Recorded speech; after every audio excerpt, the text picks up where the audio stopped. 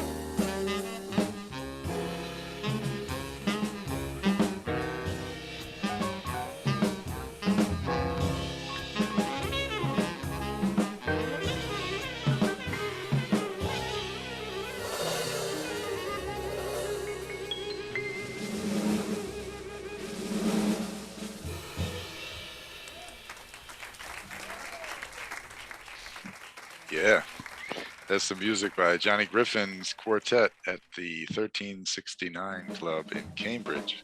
I hope that with as many sharpshooters as there are discographically in the area, many of whom I'm sure went to this gig or gigs around it, we probably can localize the date beyond saying that it's in October of '85, but that seems to be the consensus. That what, Michael, you got it in your date book there? October 26th. Oh, man. This is awesome. This is why we're here, friends. Everything that this lab is supposed to be is happening right now, that it's great music and illuminating commentary from people who were there and have been on the case. Thank The you. World Series was on the TV. It was the I-70, the Royals and the Cardinals. Yep. It was on the TV in the bar. Interesting. Huh. For what it's worth. Do you, to me personally, and I noticed from the clapping and bobbing heads in among those of us who are listening, it sounds great across the years to us. Do you guys reflect positively on what you're hearing of your somewhat younger selves here? I'm enjoying hearing everybody else, but I have to say, for the most part, I mean, this was a real trial by fire. This was my first night ever playing with Griff. No rehearsal and just kind of jumping in to the fire, and I'm not I'm not cringing, so that's a good thing. I thought that tempo was beautiful. I thought the hookup of Curtis and Kenny throughout, particularly on Griff's solo, it was just straight down the middle and a fabulous groove. That's that's not that's not an easy tempo to just be so settled and popping like that through and through. That's what Kenny I heard call a grown up tempo, an adult tempo, and they uh, they opened the trap door on me. I wasn't ready for that. All of a sudden, the bottom dropped out. So that's sort of a trial by fire type of situation. So Right. you just go along and don't stop. What is that? Wash, is that Griff going like this and cut it out right there? Or Oh, we used to do stuff like that, man. I mean, That's on like him. when Ronnie Matthews was in the band, Ronnie Matthews was in the band. The whole band was stopping. He would play a chorus or two or three choruses, and then Bulldog and I would come back in. We would do all kinds of things, man. Griff was very easy to work with, man. He might just step off the bandstand. He might be on the side. He might step off and have a taste, and he come back. But he's always listening and enjoying himself. He wasn't the kind of leader to direct traffic. He just let stuff happen. Yeah, yeah. He was great, man. This cat, he played his ass off, man. I mean, man, listen. I mean, it brings back a lot of memories, man. Jeez. I mean, he's probably, for me, I mean, I got a chance to play with, well, in the last, 30 plus years, all the badass tenor players. Moody, Clifford Jordan, George Coleman, Eddie Harris, all those guys, Buddy Tate. But it's just something about Griff, man. The harmony. I mean, he rolled into, Coleman Hawkins, Don Byas, Lucky Thompson. You hear all this stuff combined as only he could do it with that rhythm, man, that he had. It was unbelievable, man. Unbelievable. He was something else. And he was a funny guy, man. I mean, just super, super silly all the time. I only saw him get mad. I saw him get mad maybe once. That's when we made that record, man. The record, like, I think you sent me the email, call it what you wanna. Yep. That record almost didn't get made. I was trying to talk Griffin into making a live record to Keystone Corner, and he almost went for it. When we got out to the Keystone Corner in California, And when we got out there, the club closed down before we got out there, and they didn't tell Griff. The club closed down, man. You mean And then the whole end of the line for the Keystone Corner? So 70, whatever, 78 or later than that? No, it would no. This is no, because this would be in the 80s, man. 83. Okay. Graham's got the date. Yeah. And we got out there, and luckily Griff had, at the last minute, he said, "No, Wash, I think we should make the record in the studio. I don't want to do it live." So okay, and we lucked out. Now we couldn't go back home because we were going to Japan after that, and we sat up there for a week doing nothing for a whole week, and we made that record in one day. We had a rehearsal one day, and we made that record, Call It What You Want. As Mulgrew was in the band, and Curtis and myself. I'll never forget it, because San Francisco, the Bay Area, it used to be the place for record collectors and finding these used record shops, man. And I had a friend of mine who would take me to all the shops. And I distinctly remember leaving out, this guy picked me up at 9:30, 10 o'clock in the morning.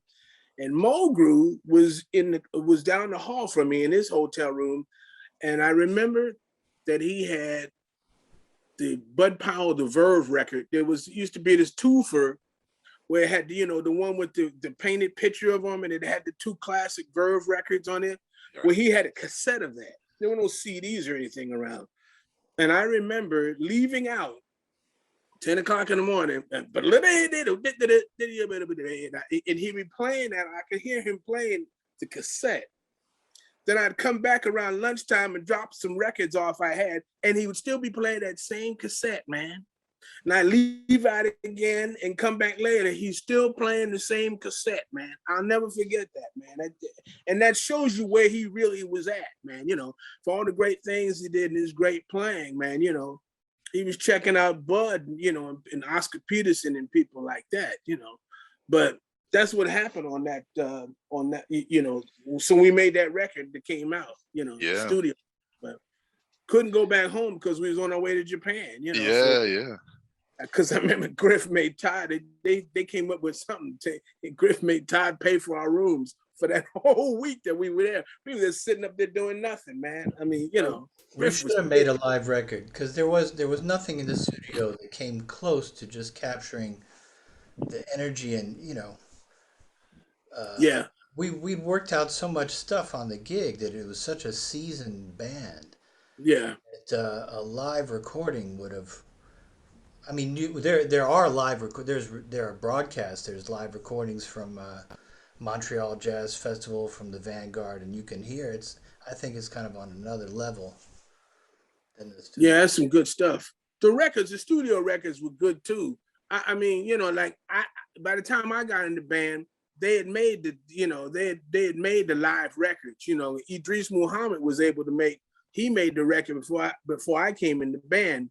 So the band never did, and I wanted to record with that band with Ronnie Matthews and Ray Drummond, man, but that never happened either, and it certainly never happened live. That was a hell of a band too. But then the band. I mean, when Peter got in the band, Peter Washington got in the band, Dennis Irwin got in the band. It was really popping, man. Yeah. And we've been playing a lot together. Griff would come to America 2 or 3 times a year. He would come 2 or 3 times a year, and we'd do a few weeks and he'd go on back home, Man, Graham, I'm gonna read something in from the chat that Graham Connor remembers from '82. Max Roach's, maybe you guys remember something about this or heard some stories about it. Max Roach's band, I guess that's the quartet, opposite Griffin's quartet. I was there. Really? Yeah, I was playing. Okay. Yeah, what Graham was remembering was that Griff heard what was going on with Cherokee. Odine Pope was playing Cherokee with Max and had to jump up and join into it. What do you remember about that, Wash? Oh, I definitely remember that, because Griff had on his jacket getting ready to split. I mean, I'm not going. I mean, and he heard what was happening. He said, one of the few times I've seen him do this, he said, "Man, I had to get me some of this." He took off his coat and pulled his horn back out and got up there on the stage with Max, played his ass off. Man, I'd never seen anything like that, man. And I also remember that. I distinctly remember that week because we were opening for Max. So it was either Friday or Saturday. Of course, it's the big nights in the club. Place was packed, man. So we played, and then, everybody's waiting for Max in the group, So I was sitting around, I said, well, I'm gonna go for a walk. I'm getting ready to leave out of the club, and there's Cecil Bridgewater. Cecil Bridgewater says, hey man, where you going? I said, well, I'm going for a walk. I'll be back, man, before you hit. He said, you can't go, you gotta go play. I said, what do you mean you gotta go play? Max was getting an award in Los Angeles. And those days there were no cell phones or anything or any of the computer shit. And see, so the flight was late. He gets into town, but he still got to come from the airport to the club. So he had gotten back in late to San Francisco, getting off the plane. And see, so he called, or somebody called the club. See, so the audience was getting antsy. They're waiting for Max. So then Cecil saw me. He says, "You got to play with us until Max gets it." I said, "Listen, man, I really don't want to do that, man." He says, "No, you got to, man, because people were waiting." Matt, and he told me what happened. And I remember getting up on the drums and I was playing, and I knew all Max's music, of course, man. It's my idol. And I'm playing about the second number. I'm playing the drum solo, and Max comes into the club. I could see him from the door. He walks in because he had a trench coat on, He was sharp too, man.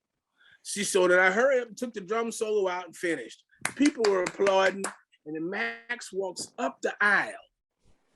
He comes up on the stage, right now the people are applauding, So Max shakes my hand like this, is looking at me, and he's smiling. Now the audience is applauding because they can't hear what's going on. He says, so he's looking at me like, yeah, man. Now get the fuck off the bandstand. Now, from the audience, it looked like, because no one could hear it, he was smiling. What he should have been saying was, thanks, Wash, you saved my ass. Right. But instead, it's, yeah, man, get the fuck off the band.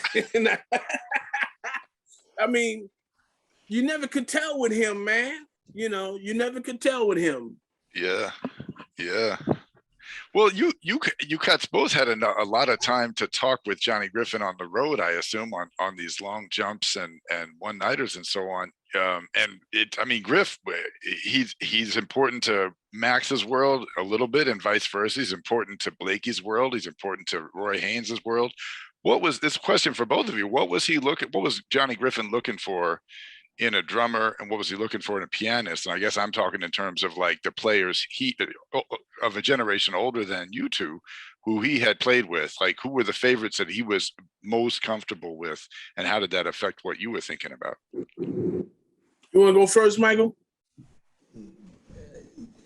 He never gave me an instruction. He never say, play like this or play like that. He it was a correct match for him, and what was so really nice is that and Jimmy Heath would do that too. It kind of, when people go to hear the band leader, the star, they watch what they do even when they're not playing. And Griff always showed his appreciation for what we were doing as a rhythm section, and the audience took that as a cue. He really listened to what we played, and he really enjoyed listening to us play. Yeah. So you felt like it wasn't like this. We're all team members, and we're all there playing and supporting each other, and that even includes the leader as well. but I never felt there was. I have to say there was one out of like 20, however 15 years. There was one time my first trip in Japan, and there might have been some jet lag issues or whatever, or maybe a little lack of concentration. And we were playing a fast tempo, and he said, "Get out of there, get out of there," and I didn't know what he was talking about. And after, and he said, you know, I was playing some, I was holding my chords too long, and he just said, you know, give me some more rhythm, something like that. And it was like 5 seconds, and that was the only time in all those years, you know, whatever I was doing, it was bugging him. But it was a single episode. But he never said play more like this or play more like that. What we were doing, you know, was I feel was entirely perfectly appropriate for the music that he was making, where he was coming from, historically, stylistically, everything. I thought everybody was in total sync. He didn't have to say shit because we were playing correct for his music. That's all I would say. Yeah. Yeah, I don't know, same thing for me. He didn't, Ronnie Matthews, he was tough, man. He was a tough customer. But see, when I first got in the band, I left Betty to play with Johnny Griffin. And I left, and Ronnie Matthews picked me up, and I remember driving down. We was taking the drums from Betty Carter's house to his house. He says, "Wash, as you know, Johnny Griffin has played with all the great drummers: Shadow Wilson, Ike Day, Philly Joe Jones, Art Blakey, Max Roach. And one thing that all these drummers have in common is that they beat the drums. Now, you've been playing with a singer all this time. He says, but I'm telling you, I don't give a fuck what you do. I don't care if you have to use baseball bats. You got to beat the motherfucking drums, because if you don't, you're going to be out of a gig." And I'm thinking, oh shit, here we go, man. And the first gig that I did with him was at Ronnie Scott's. Those cats played with so much power, boy. They whooped my ass. And all Griff did was laugh. Griff was laughing his ass off, man. He knew that I would get it, but he was laughing his ass up. He didn't say, the only thing he told me, he says, when I first joined the band, he says, young talent. He says, young talent. He says, I don't care what you do, man, on your own time. I don't care if you rob a bank and hang out with as many chicks as you want. Go to the moon, rob a bank, do whatever you want. Just be on time, ready to play. Because the bandstand is the pulpit. It's sacred. He says, if you do that, you can stay with me for as long as you want. And I did, man. I mean, I played with him up until he died, He was very easy to get along with, man. Yeah. So he never, but I knew what he wanted. He would say, fire, he would come up with, he would say, fire, I mean, for a band leader, he had about as best a disposition as you could Yeah. want in any band leader. I mean, you think of all the people, all the different groups we've worked with over the years, you know, countless band leaders, and just as far as like joy to play with and joy to be around. Yeah. He didn't pay the best, but he had a lot of it. He was a little on the cheap side, but he lived a good life, and he had expenses and blah blah blah. But wouldn't trade it for the world. But I don't Yeah. think there was any better band leader to have worked for. Yeah. And for me, the endurance, man, I mean, I had already been playing with Betty Carter.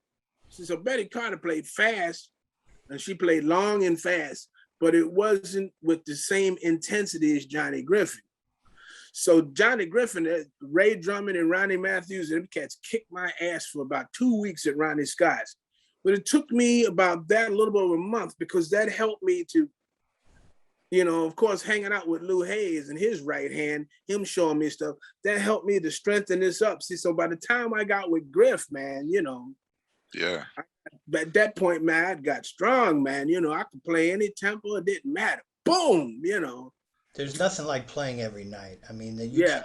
you can't possibly grow. There would never be a Charlie Parker. There would never be a John Coltrane if they weren't working and playing and honing their craft not at home, but on the bandstand every single night, playing the Yeah. same repertoire, trying out different things every night, and you're so sharp that Griff would always hit at least the first set was always a burner, and the Yeah. last tune of the set was always a burner. So you've got at least two the first set and at least one the second set. And you come into a new town. Everybody can warm up on there, and piano could never warm up. Just have to sit down and hit. And sometimes those pianos would just destroy you. But like at the Jazz Showcase, that piano could kill somebody. That you have to play just one of those things coming off the plane to send you to the hospital. But all to say that, like, playing every night and being sure your chops are sharp, your mental chops are sharp. That you can do a tour with Johnny Griffin. Anything is a piece of cake after that, and playing with anybody is nothing. Yeah. I gotta ask, Wash, since you brought up Betty Carter, did Johnny Griffin weigh in about Betty Carter? Do you know that they had any sympathy, happiness, mutual respect? I They had asked, they had a mutual respect, man, because I had to tell Betty that I was leaving to play with Griff. And see, so I remember this, the fastest I ever packed up a set of drums, get the hell out of there. And Ronnie Matthews, right, my man, he was right out there with the car. I loaded the stuff in the car before Betty had set in on Betty.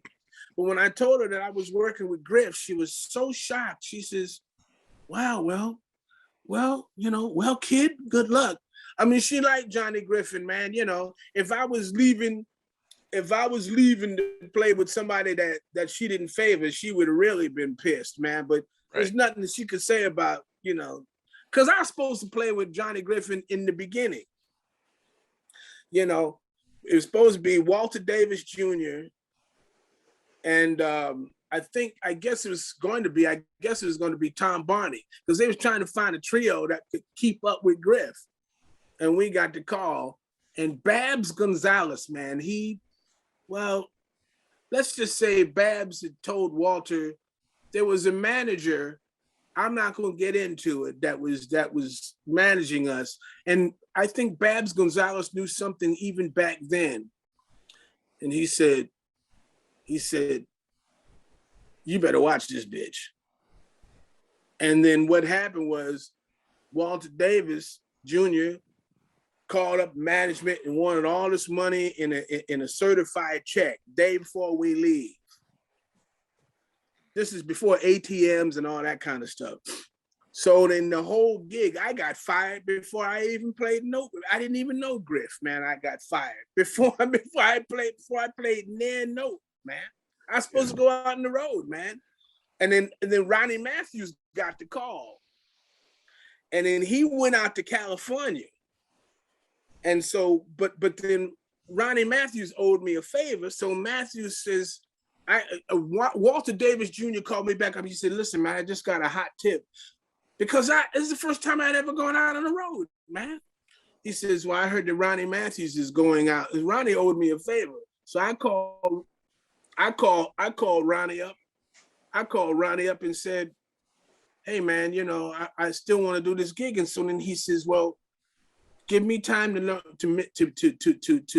hang with Griff, because he didn't know Griff either. And if we can change the rhythm section that we're gonna be playing with out in California, I'll call you. I said, okay. So I'm thinking, yeah, right. Okay, yeah, sure. I didn't think anything more about it. And in that day or a day or two later, I got 2 calls from 2 different people, man.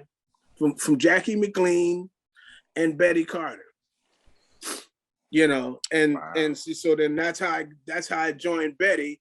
And it took each time that the drummer would leave Griff, Ronnie Matthews would call me up.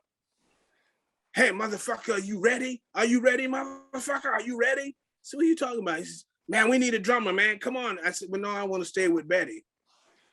Oh, man, you're just being a punk, you know, and then you hang up on me, man, you know. And then,